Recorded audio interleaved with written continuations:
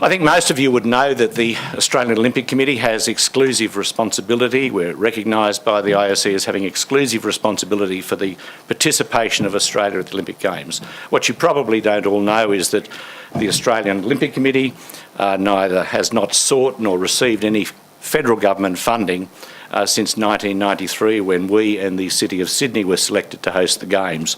But that hasn't meant that we haven't gone in hard on behalf of our member sports and with successive governments, the Keating, the Howard, Rudd 1 governments, and obtained significant additional funding for you, the national federations, the AIS and the Australian Sports Commission.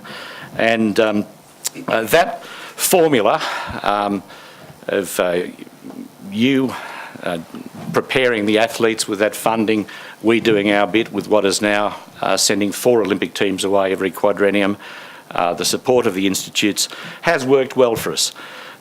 We've improved, as you know, from 27 medals in Barcelona to 41 medals in Atlanta in '96 to 58 medals and 4th on both the gold and the overall medal tally in Sydney. Maintained the 4th placing in Athens with 50 medals. We were 4th in both gold and overall, and we did still in the top 5 in overall medals in Beijing with 46, but we didn't do as well as we wanted to in London. It was not just the fact that we were outspent in London, it was also the fact, I believe, that we needed to take stock and decide to do things differently.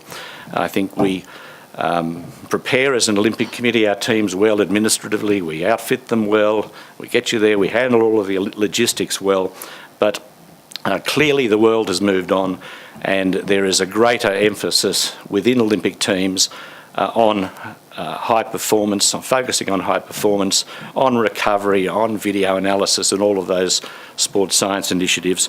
We haven't stepped back from a top 5 objective for the next team for Rio. We think by being smarter it's possible.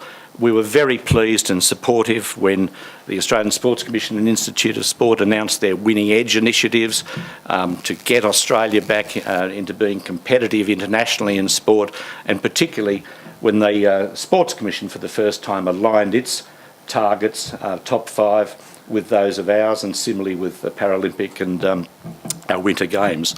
But it certainly dawned on me that finally that we need to be working more closely with the Institute of Sport in particular, and that if we're relying on the Institute of Sport to deliver on their Winning Edge strategy in Rio for 47 months of the 48 months, then they ought to be inside the tent when we get to Rio and continuing the good work that Matt and his team are doing. So I'm pleased to announce today that the Institute and the key personnel will be part of our team.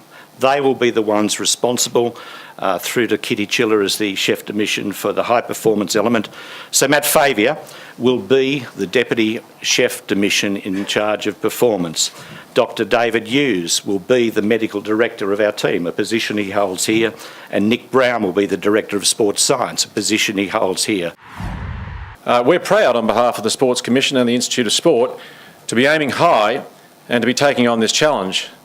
We believe that the Australian sporting system has the talent, expertise and commitment to achieve these goals.